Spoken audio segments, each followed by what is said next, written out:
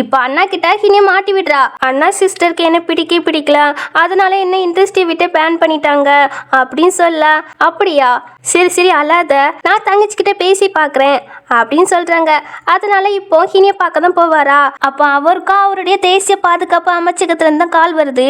அங்க உள்ள சிஸ்டத்தை வேற நாட்டு ஹேக்கர் வந்து ஹேக் பண்றாங்களாமா. உடனே அங்க வர சொல்லியிருக்காங்க.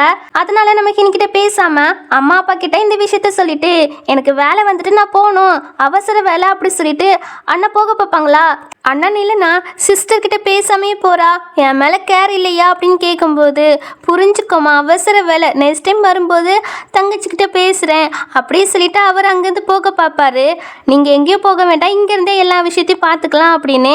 நம்ம ஹினியை பார்த்தீங்கன்னா அங்கே உள்ள டேட்டாவை யாருமே எடுத்துடக்கூடாது, யாரும் ஹேக் பண்ணி எடுத்துடக்கூடாது அப்படின்னு அவள் வந்து செக்யூரிட்டி சிஸ்டத்தை இன்னுமே பலப்படுத்துறா. அதுக்கான வேலையை தான் பார்த்துட்டு இருக்கா. உடனே அண்ணா, உன்னால இது முடியுமான்னு தெரியல, நான் ட்ரை பண்ணி பார்க்குறேன் அப்படின்னு அவர் வந்து அந்த லேப்டாப்பை பிடிங்கி வச்சு அவர் ஏதோ பண்ணிட்டு இருக்காரு. பட் அவராலுமே எதுவும் பண்ண முடியல. உடனே ஜேக்கு கால் பண்ணுறேன் அப்படின்னு கால் பண்ண போவாரா. அதெல்லாம் வேண்டாம், நானே பார்த்துக்கிறேன் அப்படின்னு நம்ம ஹீனி தான் லேப்டாப்ல ஏதோ பண்றா. செக்யூரிட்டி சிஸ்டத்தை தான் பலப்படுத்துறா. ஒரு கட்டத்தில் வெளிநாட்டிலேருந்து இங்கே உள்ள டேட்டாவை யாரும் ஹேக் பண்ண முடியாத மாதிரி அந்த அளவுக்கு செக்யூரிட்டி சிஸ்டத்தை பலப்படுத்திட்டா. இப்போ அந்த வேலையும் சால்வ் பண்ணிட்டா இல்லையா. இதெல்லாம் பார்க்கும்போது அண்ணாக்கு ரொம்பவே சர்ப்ரைஸா இருக்கு. அது போக நம்ம என்னோட லேப்டாப் இருக்கு இல்லையா, அதுல லாஸ்ட் லெட்டரா ஜேன் வருதா. அதை பார்த்தோன்னே அந்த ஜேன் நீ தானா, அப்போ தன்னோட தங்கச்சி தான் நம்பர் 1 ஹேக்கரா அப்படின்னு அண்ணா ரொம்பவே சந்தோஷப்படுறாரு. தங்கச்சி பேசாம தேசிய பாதுகாப்பு அமைச்சத்துக்கு உள்ள வந்து வேலை பார்க்க வரியா, உனக்கு ஹை பொசிஷன் தாரேன் அப்படின்னு சொல்றாரு. ஆகா, தங்கச்சி அங்கெல்லாம் வரமாட்டா, தங்கச்சிக்கு மெடிசன் நல்லாவே தெரியும். ஸோ தங்கச்சி என் கூட சேர்ந்து மெடிசனை கற்றுக்கிட வருவா அப்படின்னு தேர்ட் பிரதர் சொல்ல. ஆகா, தங்கச்சி உன் கூடயும் வரமாட்டா, ஏன்னா அவளுக்கு மார்ஷல் ஆர்ட்ஸ் சூப்பராகவே தெரியுது. அதனால தங்கச்சி என் கூட சேர்ந்து ஜிம்மு வச்சு எல்லாருக்கும் டீச் பண்ணுவா அப்படின்னு 3 பேருமே அவங்கவுங்க ஃபீல்டுக்கு கூப்பிட்டு ஜாலியாக பேசிட்டு இருப்பாங்களா. இதெல்லாம் பார்க்கும்போது இவளுக்கு வயிறு எரியுது. ஃபர்ஸ்ட் அண்ணா தான் எனக்கு எப்போதுமே சப்போர்ட்டாக பேசுவாரு, இப்போ அவரையும் அவ பக்கம் இழுத்துட்டாரு அப்படின்னு கடுப்பா நிற்கிறா. அப்போன்னு பார்த்தா அசிஸ்டன்ட் இருக்காரு இல்லையா, ஹீரோட அசிஸ்டன்ட், அவர் வந்து அப்பாவுக்கு கால் பண்ணுறாரு. என்ன விஷயம்னு பார்த்தீங்கன்னா முன்னாடியே பாட்டி ஹீரோ கிட்ட சொல்லியிருப்பாங்க, என்ன அந்த பொண்ணு தான் சேவ் பண்ணியிருக்கா, ஸோ தேங்க்ஸ் சொல்கிற விதமாக வீட்டுக்கு இன்வைட் பண்ணு அப்படின்னு சொல்லியிருப்பாங்க. ஸோ இப்போ வந்து பாட்டி வீட்டுக்கு வந்தாச்சு போல, அதனால தான் ஹீரோ இன்வைட் பண்ண சொல்லியிருக்கிறான். இப்போ அசிஸ்டண்ட்டும் இந்த விஷயத்த சொல்ல அப்பா இருக்காங்க இல்லையா, அவங்க ரோயா கிட்ட சொல்கிறாங்க, ரோயா உன்னை வந்து ஹீரோ இன்வைட் பண்ணியிருக்கான் அவன் வீட்டுக்கு, பாட்டி வந்து வீட்டுக்கு வந்தாச்சா, ஸோ பாட்டியை பார்க்க இன்வைட் பண்ணியிருக்கான் அப்படின்னு சொல்லும்போது இவளுக்கா ரொம்ப சந்தோஷமா இருக்கு. எப்பா ஹீரோ தானே தான் லைக் பண்ணுறான் அப்படின்னு. ஆனால் இதெல்லாம் பார்க்கும்போது அம்மாவுக்கு லைட்டாக கவலையாக இருக்கு. ஏன்னா இது ஹீரோனிக்கு பார்த்து வச்ச மாப்பிள்ளை இல்லையா. ஸோ அதனால தான் இப்போ ஹினிக்கிட்ட தான் போய் பேசுகிறாங்க. பாட்டிக்கு ஒன்று ரொம்பவே பிடிக்கும், அதனால நீ பாட்டியை மட்டும் பார்த்துட்டு வா, அவங்க இப்போ தான் ஹாஸ்பிட்டல்லேருந்து வீட்டுக்கு வந்திருக்காங்க, ஸோ அவங்கள ஒருக்கா போய் பார்த்துட்டு வா அப்படி சொல்லுவாங்களா. சரிம்மா, அவங்கள போய் பார்த்துட்டு வரேன், அவங்களுக்கு நிறைய மெடிசன்லாம் வாங்கிட்டு அதுக்கப்புறம் பார்க்க போகிறேன் அப்படின்னு நேராக மெடிசன் வாங்க தான் போகிறா. இந்த மெடிக்கல் ஸ்டோரோட ஓனர் யாருன்னு பார்த்தீங்கன்னா நம்ம ஹீரோனி தான். அங்கே இன்சார்ஜுக்கு ஆள் போட்டிருப்பா இல்லையா, அந்த பையன் வந்து மூலிகை பறிக்க போயிட்டான் போல. உடனே ஹீனி வந்து பாட்டிக்கு தேவையான மெடிசன்லாம் எடுத்துகிட்டு இருக்கும் போது ஃபர்ஸ்ட் ஸ்டார்டிங்கில் ஒரு ஃபேமிலி வந்து ஹீனியை வெளியே துரத்தி விட்டுருப்பாங்க இல்லையா, அந்த வீட்டு பொண்ணு தான் வந்து என்னுடைய பியூட்டிக்கான டேப்லெட்டு தா அப்படி சொல்லி கேட்குறா. இன்சார்ஜ் இல்லை நாளைக்கு வாங்க அப்படி சொன்னா கூட, என்னடி நீ தரமாட்டியா, நீ எடுத்து தர மாட்டியா, நான் இந்த ஸ்டோரோட பிளாட்டினம் மெம்பர் அப்படின்னு சொல்றா. யாரனாலும் இருந்துட்டு போங்க, இங்க இன்சார்ஜ் இல்ல, நாளைக்கு வாங்க, இப்படியே ப்ராப்ளம் பண்ணீங்க உங்களை வெளியே துரத்தி விட்டுருவேன் அப்படின்னு நம்ம ஹினி சொல்லும் போது, அவ்வளோ தைரியமா உனக்கு அப்படின்னு இப்பதான் நம்ம ஹினியோட ஃபேஸே பார்க்குறா. நீனா மறுபடியும் எங்க வீட்டுக்கு வரலான்னு பார்க்குறியா அப்படின்னு அவ அடிக்க வருவாளா. ஹீனி பொழிச்சுன்னு வச்சிருவா. உடனே அவங்க அம்மா வந்து என் பொண்ணையை அடிச்சிட்டியான்னு அவங்க அடிக்க வருவாங்க. ஹீனி டெரரா ஃபேஸை வச்சு மிரட்டுவாளா. அவங்க பயந்து பின்னாடி போயிடுவாங்க. பட் இருந்தாலும் வாய்க்கு சுப்பு மட்டும் அடங்கிய மட்டுக்கு நம்ம ஹினிக்கிட்ட வம்பு தான் இழுத்துட்டு இருக்காங்க. அப்போன்னு பார்த்து இந்த ஸ்டோரோட இன்சார்ஜ் பையன் வரவும், டே தம்பி, அந்த பொண்ணு இருக்கா இல்லையா, அவ கஸ்டமரை ஒழுங்காவே ட்ரீட் பண்ண மாட்டுக்கா, நான் யாருன்னு தெரியும் இல்லையா, இந்த ஸ்டோரோட பிளாட்டினம் மெம்பர், ஸோ நான் சொல்றேன் அந்த பொண்ணை ஃபயர் பண்ணு அப்படி சொல்லும் போது, அவங்க யாருன்னு தெரியுமா ஃபர்ஸ்ட் அப்படின்னா அந்த பையன் நம்ம ஹினியோட ஐடென்டிட்டி சொல்ல வருவானா. அதுக்குள்ள ஹினி வந்து வேண்டான்னு சொல்லிடுறா. யாருடாவா சொல்லு. அது அவங்க வந்து இந்த ஸ்டோரோட கோல்டன் மெம்பர், எப்போதும் 10 மில்லியனுக்கு மேலே தான் பர்ச்சேஸ் பண்ணுவாங்க. உங்களால் பண்ண முடியுமா? இல்லைல்ல. சரி okay, at least 1 million card purchase பண்ண முடியுமா? அப்படி மட்டும் முடிஞ்சிச்சுன்னா கண்டிப்பாக இந்த பொண்ணை நான் ஃபயர் பண்ணிடுறேன் அப்படின்னு அந்த பையன் சொல்வானா. அவங்க திருன்னு முழிச்சிட்டு இருக்காங்க. என்ன பயமா இருக்கா அப்படின்னு நம்ம ஹினி கேட்கும்போது, அதெல்லாம் கிடையாது, இந்த காசை நாங்கள் அசால்ட்டாக பர்ச்சேஸ் பண்ணுவோம் அப்படின்னு 1 மில்லியனை கிரெடிட் பண்ண அந்த காசை பார்த்தீங்கன்னா நம்ம ஹினோட அக்கௌண்ட்டுக்கு தான் வருது. எது அவளுக்கு போகுது? ஆமாம், அவங்களுக்கு தான் போகும். ஏன்னா அவங்க தான் இந்த ஸ்டோரோட ஓனர் அண்ட் கோஸ்ட் டாக்டருமே அவங்க தான் அப்படின்னு சொல்லும்போது, என்ன சொல்கிறா? அப்போ என்னோட 1 மில்லியன் அவளுக்கா போச்சு அப்படின்னு கதுறாங்க. அப்போன்னு பார்த்து என்னடி பண்ணுறீங்க? ஒரு பியூட்டிக்கான டேப்லெட் வாங்குறதுக்கா இவ்வளோ நேரம்? நம்ம கூட டேங்க் ஃபேமிலி வேறு இன்றைக்கி கோஆப்ரேஷன் பண்ணுறேன்னு சொன்னாங்க. நீங்கள் இங்கேவே இவ்வளோ லேட் ஆக்கினீங்கன்னா அங்கே எப்போ போகிறது அப்படின்னு அவளுடைய அப்பா வந்து கத்திட்டு இருக்காங்க. அப்போ தான் கீழே நிற்கிறத பார்த்துட்டு, நீனா அப்படி சொல்லி கேட்டு நல்லா திட்டுவாங்க. ஆமாம் நான் தான், ஆனால் உங்கள் கூடலாம் டேங்க் ஃபேமிலி கோஆப்ரேஷன் பண்ணாது அப்படி சொல்ல, என்னடி பேசுகிறா? ஏதோ டேங்க் ஃபேமிலி வீட்டு பொண்ணு நீதாங்கிற மாதிரி பேசுகிறா. ஆமாம் நான் தான் அப்படின்னு ஹீனி சொன்னால் கூட அவங்க நம்பவே மாட்டுக்காங்க. ஹீனியை பார்த்து சிரிச்சு கிண்டல் பண்ண, சரி பார்க்குறீங்களா, உங்கள் ஃபேமிலியை பேங்கட் ஆகி காட்டுறேன் அப்படின்னு அவளோட அப்பாவுக்கு கால் பண்ணி சொல்ல, அப்பாவுமே அடுத்த செகண்டே பேங்கட் பண்ணியாச்சு போல. அந்த விஷயம் இவனுக்குமே வருது. உடனே ஹீனிக்கிட்ட சாரி கேட்குறான். குடும்பமே சாரி கேட்குது, பட் அவனோட பொண்ணு மட்டும் சாரியே கேட்க மாட்டேன்னு சொல்லுவா. அவங்க அப்பா இருக்காங்க இல்லையா, அவங்க காய்ச்சி போச்சுன்னு திட்டின பிறகுதான் சாரி கேட்பா. நீங்கள் எப்படி கெஞ்சி கேட்டாலும் அவ்வளோதான், முடிஞ்சு போயிட்டு அப்படின்னு அவங்க 3 பேருமே வெளியே தூக்கி போட சொல்லிடுறா. தென் இங்கே உள்ள பிரச்சனைலாம் முடிச்சாச்சா, அதுக்கப்புறம் நேராக பாட்டியை தான் பார்க்க போறா. அவங்களும் ஹீனிக்காக தான் ரொம்ப நேரம் வெயிட் பண்ணிட்டு இருந்தாங்களாமா. இப்போ ஹீனிற்கெல்லாம் அந்த வீட்டை சுற்றி முற்றி பார்க்குறா. அவளுக்கு ஃபெமிலியராக இருக்குது. ஏன்னா முன்னாடி ஹீரோ வந்து இவளை இந்த வீட்டுக்கு கூப்பிட்டு வந்திருப்பான் இல்லையா, ஸோ அதான் ஃபெமிலியராக இருக்குது. ஆனால் இதுதான் ஹீரோட வீடு அப்படின்னு கண்டுபிடிக்கல, ஃபெமிலியராக இருக்குது மட்டும் தோணுது. அப்படியே பாட்டிக்கிட்ட மெடிசன்லாம் கொடுத்துட்டு 2 பேரும் பேசிட்டு இருப்பாங்களா. கரெக்டாக இந்த டைமில் இந்த ரோயா வந்துடுறா. அவ அங்க ஹீனியை பார்த்ததுமே, நீ எதுக்கு வந்தா அப்படின்னு கடுப்பாகுறா. பாட்டியை பார்க்க தான் வந்தேங்கிறா. அவ உடனே ஹீனியை அந்த பக்கமா தள்ளி விட்டுட்டு அவ பாட்டி கிட்ட போய் உட்காந்துக்கிறா.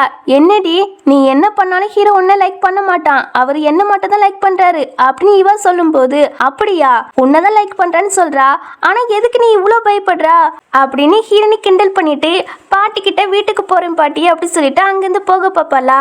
நில்லுமா, என் பேரனை வர சொல்லியிருக்கிறேன், இங்கேயே டின்னர் சாப்பிட்டு போ அப்படின்னு பாட்டி சொல்வாங்களா. பாட்டி அவ போனா போகட்டும் அப்படின்னு இவ இப்படி சொல்லிட்டு இருக்கும்போது கரெக்டா இந்த டைம்ல ஹீரோ வந்துறான். எதுக்கு பாட்டி என்ன அவசரமா வர சொன்னீங்க அப்படின்னு. அப்பதான் ஹீரோயின் நிக்கிறதையுமே பாக்குறான். நீ என்ன பண்ணிட்டு இருக்க என்னோட வீட்டுல? உங்க வீடா? அப்போ நீங்க தான் பாட்டியோட பேரனா? ஆமா, முன்னாடி நீ என் வீட்டுக்கெல்லாம் வந்து தூங்கியிருக்கல்ல, மறந்துட்டியா? ஆமாலா, அதான் எனக்கு ஃபேமிலியராக தோணிருக்கு அப்படின்னு இவங்க 2 பேரும் இப்படி பேசுறத பார்த்துட்டு, ஆல்ரெடி உங்க 2 பேருக்குமே தெரியுமா அப்படின்னு பாட்டி கேட்குறாங்க. ஆமா பாட்டி, நான் சொன்னேன்ல எனக்கு பிடிச்ச பொண்ணு ஒருத்தி இருக்கான்னு, அது ஹீரோனி தான். உங்களுக்கும் பார்த்தோன்னு பிடிச்சிருக்குமே, இப்பயாவது அந்த பொண்ணு மேரேஜ் பண்ணிக்கோன்னு கட்டாயப்படுத்த மாட்டீங்கல்ல அப்படி ஹீரோ கேட்கும்போது, அட லூசு பக்கி, இந்த பொண்ணு தான் உன்னோட ஃபியானிசி, அந்த பொண்ணு கிடையாது அப்படிங்கிறாங்க. அப்படியானே ஹீரோக்கு செம சந்தோஷம். இங்கே ரோயா பார்த்தீங்கன்னா, அப்போ ஹீரோ நீங்கள் என்ன லைக் பண்ணலையா? லைக் பண்ணாம தான் எனக்கு நிறைய கிஃப்ட்லாம் வாங்கி தந்தீங்களா அப்படின்னு அவ கேட்குறா. கிஃப்டா அப்படின்னு ஹீரோ முழிக்கிறான். பாஸ், அன்னைக்கு பாட்டியை சேவ் பண்ணதுக்கு கிஃப்ட் அனுப்ப சொன்னீங்க இல்லையா, அதுன்னு சொல்லும்போது இவளுக்கு நல்லாவே புரிஞ்சு போயிட்டு எல்லாமே ஹீனிக்காக தான் அனுப்பியிருக்காங்கன்னு. இப்போ ஹீரோ என்ன சொல்கிறான்னா, நான் ஹீனியை மட்டும் தான் லைக் பண்ணுறேன் அப்படிங்கிறான். இதெல்லாம் கேட்கும்போது இவளுக்கு ரொம்பவே கடுப்பாகுது. ஹீரோனி மேலே ரொம்பவே கோவம் வருது. என்னைக்கு இவ வீட்டுக்கு வந்தாலோ ஃபர்ஸ்ட்டு என்னோட அப்பா அம்மா பிரதர்ஸ் எல்லாம் அவளுக்கு சொந்தமாக்கிக்கிட்டா. அப்புறம் என்ன பெயிண்டிங் இன்ட்ரெஸ்ட்டை விட்டு பேன் பண்ணிட்டா. இப்போ ஹீரோவே எடுத்துக்கிட்டா அப்படின்னு ரொம்ப காண்டாகிறா. கண்டிப்பாக நான் சும்மாவே விட மாட்டேன் அப்படின்னு கோலவெறியில் அங்கேருந்து போவா. அவள் போனதெல்லாம் யாரும் கண்டுக்கிடவே இல்லை. இப்போதான் உண்மை தெரிஞ்சுட்டே, இனிமேல் பொண்ணு கேட்க வர வேண்டியதுதான் அப்படி ஹீரோ சொல்லவும், அதெல்லாம் அவ்வளோ ஈஸி இல்லைப்பா, நீ பப்ளிக் முன்னாடி வச்சு என் பேரண்ட்ஸை அசிங்கப்படுத்திருக்கா. ஸோ கண்டிப்பாக நீ கெஞ்சி கேட்டாலும் என் அப்பா சம்மதம் சொல்வாங்களான்னு டவுட்டு தான் அப்படின்னு ஹீனி சொல்வாளா. இல்லை எப்படியாட்டும் அவங்க என்ன மன்னிக்கிற மாதிரி நான் ஏதாவது பண்ணி சம்மதம் வாங்கிடுவேன் அப்படின்னு சொல்லிட்டு இருப்பான். இப்படியே இவங்க ஜாலியாக பேசிட்டு ஒன்றா இருந்து டின்னரில் முடிச்சுட்டு நம்ம ஹினி வீட்டுக்கு போவாளா. அவள் ஹினி கொலை பண்ணணுன்னே முடிவு எடுத்துட்டா. அதனால் அவள் என்ன பண்ணுறான்னா, அங்கே வந்த ஃபர்ஸ்ட் அண்ணன்கிட்ட சிஸ்டருக்கு பால் கொண்டு கொடுங்க, அப்போ தான் நைட்டு தூக்கம் நல்லா வரும் அப்படின்னு சொல்லி அந்த பாலை கொடுக்குறா. ஆனால் அந்த பாலுக்குள்ளே பாயசனை கலந்து வச்சிருக்கிறா. இது தெரியாம தான் அண்ணன் கொண்டு போகிறாங்க. அங்கே ஹீரோவோ ஹீனிக்கிட்ட அப்பா அம்மாவை எப்படி கன்வின்ஸ் பண்ண அப்படின்னு ஐடியா கேட்டுட்டு இருப்பான். எனக்கெல்லாம் தெரியாது, நீ தான் பார்த்துக்கணும் அப்படின்னு சொல்லிட்டு அப்பாவா அம்மாவால் மட்டும்தான் கண்ட்ரோல் பண்ண முடியும். ஸோ ஃபர்ஸ்ட் அம்மா கிட்ட பேசி பார்ப்போம் அப்படின்னு அம்மாவுக்கு தான் மெசேஜ் பண்ணி அவளோட ரூமுக்கு கூப்பிட்றா. அப்போ அண்ணாவும் பால் எடுத்துட்டு வந்து இதை குடிமா, நைட்டு நல்லா தூக்கம் வரும் அப்படி சொல்லிட்டு குட் நைட் சொல்லிட்டு அவரும் அங்கேருந்து போக என் மேல அம்மா அப்பா பிரதர்ஸ் அண்ட் அப்புறம் ஹீரோ எல்லாருமே ரொம்ப பாசம் வச்சிருக்காங்க அப்படின்னு அவளுமே அந்த பால் எடுத்து குடிக்க போக இந்த சமயத்துல கரெக்டா அம்மா வந்துடுறாங்களா. அதனால ஹினி அந்த பாலை குடிக்காம அப்படியே வச்சிடறா. என்னம்மா என்ன பேசணும் என்கிட்ட? அம்மா, நான் ஒரு பையனை லைக் பண்றேன் சொன்னேன் இல்லையா, அந்த பையன் நாளைக்கு மேரேஜ் ப்ரொபோசல் பண்ண வர போறான். ஆனா அந்த பையனை அப்பாக்கும் உங்களுக்கும் ஆல்ரெடி தெரிஞ்சிருக்கும். அது போக அவன் உங்க 2 பேரையும் கஷ்டம்லாம் படுத்திருக்கிறான். அதனால நாளைக்கு வரும்போது அவனை ரொம்ப ஹாஷெல்லாம் திட்டிடாதீங்க அப்படின்னு சொல்லும்போது கல்யாணமே இன்னும் ஆகல, இப்பவுமே உன்னோட வருங்கால பொசிஷனுக்கு சப்போர்ட் பண்ணி பேச ஆரம்பிச்சிட்டா போல. சரி சரி, ஹாஷாலாம் பேச மாட்டோம், உனக்கு வேற அந்த பையனை ரொம்ப பிடிச்சிருக்கு, அதனால நல்ல விதமாக தான் பேசுவோம், ஓகேவா அப்படின்னு சொல்ல தேங்க்ஸ்மா, இந்தாங்க இது அண்ணா வந்து எனக்கு தந்தாங்க, நான் உங்களுக்கு தாரேன் அப்படின்னு அந்த பாலை அம்மா கிட்ட கொடுக்க அவங்களுமே அதை குடிச்சிட்டு ரூமுக்கு போவாங்களா. அவ்வளோதான், அடுத்த செகண்டே பிளட் வாமிட் எடுத்து அப்படியே மயங்கிறாங்க. உடனே அண்ணா வந்து செக் பண்ணுறாங்க. அவங்க பாயசம் எடுத்திருக்காங்கன்னு தெரிய வருது. ஆனால் அண்ணாவால் சேவ் பண்ண முடியாதுன்னு ஹினி கூப்பிட்டு போக அவளும் வந்து செக் பண்ணி பார்க்குறா. அம்மா கடைசியில் பால் தான் குடித்தாங்க, ஒருவேளை அதில் தான் பாயசம் இருந்திருக்குமோ அப்படின்னு ஹினி சொல்லிட்டு இருக்கும்போது அந்த பாலை ரோயை தான் தந்தான்னு அண்ணா சொல்ல, அண்ணா இதை பற்றி இப்போ டிஸ்கஸ் பண்ணுற நேரம் இல்லை, ஃபர்ஸ்ட்டு அம்மாவோட உயிர் தான் முக்கியம், அவங்கள சேவ் பண்ணுறது தான் நமக்கு முக்கியம் அப்படின்னு அந்த டாப்பிக்கை டைவர்ட் பண்ணி விடுறா. நாம ஹீனிக்கு தானே கொடுத்தோம், அது எப்படி அம்மா குடிச்சாங்க, நாம தான் பாய்சனை மிக்ஸ் பண்ணணும்னு கண்டுபிடிச்சிட்டாங்கன்னா அவ்வளோதானே அப்படின்னு இவ கொஞ்சம் பயத்தோடவே நிற்கா. இங்கே ஹீனி வந்து ஒரு டேப்லெட்டை எடுத்து காட்டுறா. இது எப்பேற்பட்ட பாயசனாலுமே முறியடிச்சிருமா, நானே டெவலப் பண்ணது அப்படின்னு அம்மாவுக்கு கொடுக்குறா. கொடுத்துட்டு ட்ரீட்மெண்ட்லாம் பார்க்குறா. அவளோட மந்திர சக்திலாம் யூஸ் பண்ணுறாளா. இதெல்லாம் பார்த்துட்டு அண்ணாவோ, அப்போ நம்ம தங்கச்சி தான் கோஸ்ட் டாக்டரா அப்படின்னு. உண்மையிலே நீ தான் கோஸ்ட் டாக்டரா? ஆமா, நான் தான் ஆல்ரெடி சொன்னேனே, நீங்க தான் யாரும் நம்பவே இல்லை அப்படி சொல்லிட்டு அம்மாவை பார்த்தா அம்மா இப்போ பரவாயில்ல போல, இப்போ முழிச்சிட்டாங்க. அம்மாவுமே சொல்றாங்க, நான் இன்னைக்கு எதுவும் சாப்பிடவே இல்லை, பால் மட்டும் தான் குடிச்சேன் அப்படிங்கிறாங்க. அம்மா, அது உங்களை டார்கெட் பண்ணது கிடையாது, என்னதான் டார்கெட் பண்ணியிருக்காங்க அப்படின்னு சொல்ல அண்ணாவோ, அது ரோயா தான் உன்கிட்ட கூடன்னு என்கிட்ட தந்தா அப்படின்னு ரோயா மேலே டவுட் வர உடனே ரோயாவோ, அண்ணா என் மேலே சந்தேகப்படுறியா? அப்படிலாம் இல்லம்மா அண்ணா, நீ தான் என் மேலே ரொம்ப பாசம் வச்சிருந்தா, பட் என்னைக்கு ஹீரோனி வீட்டுக்குள்ள வந்தாலோ அப்பவுமே நீங்க எல்லாரும் சேஞ்ச் ஆகிட்டீங்க, என் மேலேயே டவுட் படுறீங்க. சரி, இனிமே நான் இங்க இருந்தா நல்லவே இருக்காது, நான் இந்த வீட்டை விட்டு கிளம்புறேன் அப்படின்னு சொல்ல ரோயோ, அண்ணா தெரியாம சொல்லிட்டான், உன் மேல இங்க யாருக்கும் டவுட்டே வரல அப்படின்னு அம்மா சொல்லுவாங்க. ஹீரோனியோ, ரோயோ நடிச்சதெல்லாம் காணோம், நானும் இவ்வளவு நாள் நீ என்ன பண்ணாலும் பொறுத்துட்டு இருந்தேன், ஆனா இன்னைக்கு அம்மாவே காயப்படுத்திட்டா. ஸோ நீ தான் அந்த மில்கில் பாய்சன் வச்சேன்னு எனக்கு தெரியும், அதுக்கு என்கிட்ட எவிடன்ஸ் கூட இருக்குது அப்படி சொல்ல, அது எப்படி இருக்கும், நான் தான் எல்லா எவிடன்ஸுமே கிளியர் பண்ணிட்டேனே அப்படின்னு மனசுக்குள்ளே புலம்பிட்டு பாருங்க சிஸ்டருக்கு என்ன பிடிக்கவே இல்லை, அதான் வேன் கண்டு என் மேலே பழி போடுறாங்க அப்படின்னு இவன் ஆக்டிங் போடுவாளா. யார் சொன்ன வேன் கண்டு பழி போடுறாங்கன்னு? ஆல்ரெடி கிச்சனில் சிசிடிவி கேமராவை ஃபிக்ஸ் பண்ணியாச்சு, ஆனால் நான் யார்கிட்டையும் சொல்லவே இல்லை. இப்போ கிச்சனில் நீ பண்ணியிருப்பா இல்லையா, நீ பாய்சன் மிக்ஸ் பண்ண இல்லையா, அந்த வீடியோ என்கிட்ட இருக்கு, அந்த வீடியோவை எல்லாரும் முன்னாடி நான் இப்போ போட்டு காட்டுறேன் அப்படின்னு அந்த வீடியோவை ஆன் பண்ண போக அதுக்குள்ளே அவள் உண்மையை சொல்ல ஆரம்பிச்சிட்டா. ஆமாடி, நான் தான் பாய்சனை மிக்ஸ் பண்ணேன், ஆனால் அது அம்மாக்காக இல்லை உனக்காக தான் மிக்ஸ் பண்ணேன், உன்னை கொலை பண்ணதான் அப்படின்னு சொல்கிறா. அம்மாவால் நம்பவே முடியல. உன்னை நல்லா தானே ட்ரீட் பண்ண எங்கள் பொண்ணு மாதிரி, பிறகு ஏன் இப்படி பண்ணா அப்படி சொல்லி கேட்டா. அதெல்லாம் அவள் வரதுக்கு முன்னாடி, அவள் என்னைக்கு வந்தாலும் அன்னிலேருந்து நீங்கள் எல்லாருமே டிஃப்ரெண்டாக தான் ட்ரீட் பண்ண ஆரம்பிச்சிங்க. சின்ன வயசுலேயே வெளியே இருந்து செத்து போயிருப்பான்னு நினச்சேன், ஆனால் உயிரோட இருந்து ஏன் உயிரை வாங்குறா அப்படி சொல்லவும் என்ன பேசுகிறா. ஆமாம், சின்ன வயசில் நான் தான் வேன் கண்டு அவளை தொலைச்சிட்டு வந்தேன், ஏன்னா நான் மட்டும் தான் உங்களோட பொண்ணாக இருக்குன்னு நினச்சேன் அப்படிங்கிறா.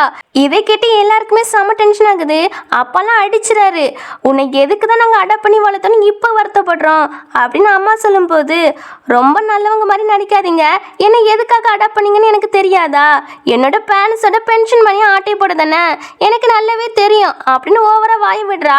எது பென்ஷன் மணியை நாங்கள் ஆட்டி போடுறோமா, நாங்கள் அந்த பென்ஷன் மணியை உன்னோட நேமில் பேங்கில் போட்டிருக்கோம், உனக்கு டவுரியை கொடுக்க தான் சேர்த்து வச்சுருக்குறோம், ஏன்னா பிறகு நீ இந்த வீட்டில் பாரமாக இருக்கும்னு நினச்சிடக்கூடாது இல்லையா, அதான் உன்னோட நேமில் போட்டு வச்சுருக்குறோம் அப்படின்னு அப்பா அண்ணாலாம் சொல்கிறாங்க. அவள் நம்ப மாட்டுக்கா. இல்லை, நீங்கள் போய் தான் சொல்கிறீங்க அப்படி சொல்கிறா. நம்மளால நீ வேணா செக் பண்ணி பார்த்துக்கோ, பேங்குக்கு போய் செக் பண்ணி பார்த்துக்கோ அப்படிங்கிறாங்க.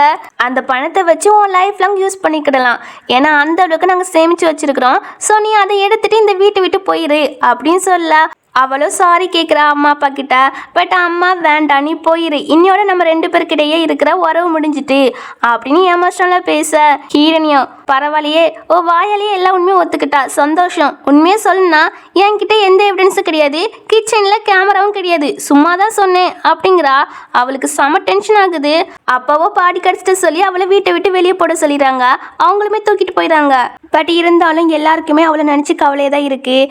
ஏன்னா அவளுடைய அம்மா அப்பா வந்து என் பொண்ணை நல்லா பார்த்துக்கோங்க அப்படின்னு சொல்லிட்டு போயிருப்பாங்க போல. இப்போ பாதிலே அனுப்பிட்டோன்னு கொஞ்சம் ஃபீல் பண்ணுறாங்க. அவள் தப்பு பண்ணதால் மட்டும்தான் அனுப்பியிருக்காங்க, ஆனாலும் கஷ்டமாக தான் இருக்குது. அண்ணாவோ கவலைப்படாதீங்க, அவள் ஃப்யூச்சரில் எந்த கஷ்டமும் படாத மாதிரி நாங்கள் சீக்கிரட்டாக ஹெல்ப் பண்ணுறோம் அப்படின்னு சொல்கிறாங்க. அம்மாவுமே சரி அதை நீங்கள் பார்த்துக்கிடுங்க அப்படி சொல்லுவாங்க. அதுக்கப்புறம் ஹீரனிக்கிட்ட சாரி கேட்பாங்க. நீ மட்டும் அது குடிச்சிருந்தா அவ்வளோதானே அப்படின்னு ஃபீல் பண்ண. அம்மா நான் நல்லா தான் இருக்கேன் பாருங்க, ஃபீல் பண்ணாதீங்க அப்படி சொல்வா. சரி சரி எல்லாரும் போய் சீக்கிரமாக தூங்குங்க, நாளைக்கு ஒரு நல்ல விஷயம் நடக்க போகுது அப்படின்னு சொல்ல. என்ன நல்ல விஷயம், அது நாளைக்கே பார்த்து தெரிஞ்சுக்கிடுவீங்க நீங்கள் எல்லாரும் அப்படின்னு அம்மா சொல்லுவாங்க. ஆக்சுவலி அவங்க எதை மீன் பண்ணுறாங்கன்னா, நம்ம ஹீனி சொல்லியிருப்பால நான் ஒரு பையனை லைக் பண்ணிட்டு நாளைக்கு மேரேஜ் ப்ரப்போசல் பண்ண வராங்கன்னு, அதை மீன் பண்ணி தான் சொல்லுவாங்க. இப்போ அடுத்த நாள் ஆகுதா, ஹீரோக்காக தான் ஹீனி வெயிட் பண்ணிட்டு இருக்கா. ஏன்னா ஹீரோ வந்து இன்னைக்கு பொண்ணு கேட்க வரானா, அதே சமயம் அப்பா அம்மா கிட்ட மன்னிப்பு கேட்கவும் வரானா. அதான் வெயிட் பண்ணிட்டு இருக்க. என்ன நல்ல விஷயம்னு சொல்லவே மாட்டேங்கிங்களா அம்மா பொண்ணும் அப்படின்னு அப்பா கேட்கும்போது, அது நீங்களாவே பார்த்து தெரிஞ்சுக்கிடுவீங்க அப்படின்னு இவங்கெல்லாம் இப்படி பேசிட்டு இருக்கும்போது பாட்டி நிறைய டவுரிலாம் கொண்டு வராங்க. வந்து என் பேரனும் நானும் பொண்ணு கேட்க தான் வந்தோம் அப்படிங்கிறாங்க. எனக்கு புரியுது ரோயாவை தானே, ஆனால் பாட்டி அப்படின்னு அப்பா ஏதோ சொல்ல வர. இல்லை இல்லை அந்த பொண்ணுலாம் கிடையாது, ஹீரோனே தான் பொண்ணு கேட்க வந்தோம் அப்படின்னு சொல்லிட்டு ஏ ராஸ்கல் உள்ளவா அப்படின்னு ஹீரோ கூப்பிட்றாங்களா. ஹீரோவும் உள்ளே வருவான். ஆனால் அவனோட கெட்டப்பை பார்த்தீங்கன்னா செம காமெடியாக இருக்கும். கயிறை வச்சு கெட்டிட்டு தான் வந்திருக்கிறான். அப்பா அம்மா கிட்ட சாரி கேட்க தான் இந்த மாதிரி கோலத்தில் வந்திருக்கிறான். அதே மாதிரியே ஹீரோவும் சாரி கேட்குறான். முன்னாடிலேருந்து ஹீனை தான் லைக் பண்ணுறேன், பட் அவள் தான் உங்கள் பொண்ணுன்னு தெரியாமல் மேரேஜை வேற கேன்சல் பண்ணிட்டேன், அதுவும் பப்ளிக் முன்னாடி கேன்சல் பண்ணிட்டேன், சாரி ப்ளீஸ் இந்த மேரேஜை அக்ரி பண்ணிக்கிடுங்க அப்படின்னு சொல்ல. ஹீரணி நேற்று சொன்னியே அந்த பையன் இவன் தானா? ஆமாம்மா, நீங்கள் திட்ட மாட்டீங்கன்னு சொல்லியிருக்கீங்க, ஸோ அந்த வாக்கை காப்பாற்றுங்க அப்படின்னு சொல்ல. அப்படின்னா அப்பாவை போய் கன்வின்ஸ் பண்ண ட்ரை பண்ணுறாங்க. அவங்க முடியாதான் சொல்கிறாங்க. ஹீரணி தான் அப்பா, உங்களுக்கு தான் உங்கள் பொண்ணை ரொம்ப பிடிக்கும்ல, ஸோ அவரே சின்சியராக சாரி கேட்குறாரு, ஸோ ஒத்துக்கிடுங்க அப்படின்னு சொல்ல. சரி சரி உனக்கே பிடிச்சி போயிட்டு நான் ஒத்துக்கிறேன் அப்படின்னு அப்பா சொல்கிறாங்க. வெயிட் நாங்கள் என்ன ஒத்துக்கலைக்கே, எங்கள் தங்கச்செல்லாம் ஈஸியாக மேரேஜ் பண்ண முடியாதுப்பா, நாங்கள் ஒத்துக்கணும்னா என் கூட சண்டை போட்டு வின் பண்ணி காட்டணும், அப்படின்னா நாங்கள் ஒத்துக்கிறோம் அப்படின்னு அண்ணா சொல்லும்போது, டே அண்ணா அப்படியே 3 பேரை வெளியே பார்த்து ஓடிருங்க அப்படின்னு நம்ம ஹீனி சொல்லும்போது, தங்கச்சி சரி அப்போ நான் உங்கள் 3 பேருமே அடிக்கிறேன், அப்பயாவது என் பேச்சு கேட்பீங்கல்ல அப்படி சொல்லவும், பாரு இப்பவுமே வருங்கால புருஷனை ப்ரொடெக்ட் பண்ண ஆரம்பிச்சிட்டான்னு கிண்டல் பண்ணி சிரிப்பாங்க. அப்போ அப்பாவும் சொல்றாங்க, மேரேஜுக்கு ஓகே தான், ஆனா சீக்கிரமாலாம் மேரேஜ் பண்ணி கொடுக்க மாட்டோம், எங்க பொண்ணே இப்பதான் வீட்டுக்கே வந்திருக்கா, ஸோ அதனால கொஞ்சம் வருஷம் கழிச்சு தான் மேரேஜ் பண்ணி தருவோம் அப்படி சொல்வாங்களா. பரவாயில்ல அங்கிள், நான் எவ்வளோ வருஷம்னாலுமே வெயிட் பண்ணுவேன் அப்படி ஹீரோ சொல்லிட்டு நம்ம ஹீரோனிக்கு மேரேஜ் ப்ரொபோசல் தான் பண்ணுறான். இந்த சைடு அண்ணாக்கெல்லாம் என் தங்கச்சியை மட்டும் புள்ளி பண்ணு அவ்வளோதான் அப்படின்னு மிரட்டிட்டு இருப்பாங்க. நம்ம ஹீரோவும் லவ் டைலாக்லாம் விட்டுட்டு ப்ரொப்போஸ் பண்ணுவோன்னா ஹீரோனையும் ஒத்துக்கிடுவா. அப்படியே இவங்க 2 பேருடைய ஹாப்பி மூமெண்ட்டாக போகும். அப்போ அம்மாவோ, டே உன் தங்கச்சி கூட செட் ஆகிட்டு நீங்கள் 3 பேரும் எப்போ மேரேஜ் பண்ண போகிறீங்க? அம்மா அது வந்து எனக்கு இப்போ ஒரு வேலை இருக்குது நான் போயிட்டு வரேன் அப்படின்னு ஃபர்ஸ்ட் அண்ணா ஓடிறாங்க. 2வது அண்ணா எனக்கு ஒரு வேலை இருக்குன்னு அவங்களும் ஓடிறாங்க. 3வது அண்ணாவும் அப்படி தான் 3 பேரும் அங்கேருந்து ஓடிறாங்க. என்னத்தை சொல்ல அப்படின்னு அம்மா சொல்லுவாங்க. இப்படியே இந்த ஹாப்பி என்டிங் கூட இந்த ட்ராமாவே கம்ப்ளீட் ஆகுது. இந்த ட்ராமா எப்படி இருந்துச்சுன்னு கீழே கமெண்ட் பண்ணிடுங்க. அடுத்த ஒரு நல்ல ட்ராமாவில் பார்ப்போம். Bye by.